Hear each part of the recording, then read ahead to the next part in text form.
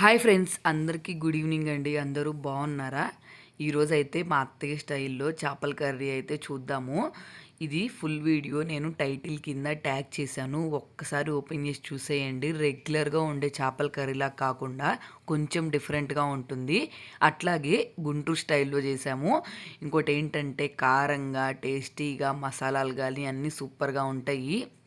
ఇంకోటి ఏంటంటే ఈ చేపల పులుసులో మెయిన్ ఇంగ్రీడియంట్ ఒకటైతే యాడ్ చేసాము. అదేంటో చూడాలనుకుంటే మీరు ఖచ్చితంగా టైటిల్ కింద వీడియోని ఒకసారి ఓపెన్ చేసి చూసేయండి. నెక్స్ట్ అలాగే స్టార్టింగ్లో ఉన్న వాళ్ళు ఎవరైనా చేపలు ఎలా క్లీన్ చేసుకోవాలి ఏంటి అని ఏం తెలియకపోతే నేనైతే ఫస్ట్ స్టార్టింగ్ నుంచి క్లీన్ ఎలా చేసుకోవాలి ఏంటి అని చెప్పి నీసు వాసన రాకుండా మొత్తం క్లారిటీగా అయితే చెప్పాను. ఒక్కసారి వీడియోని ఓపెన్ చేసి చూసేయండి. మీ అందరికైతే చాలా బాగా ఉపయోగపడుతుంది. అట్లాగే వీడియో నచ్చితే వెంటనే సబ్స్క్రైబ్ చేసుకోండి.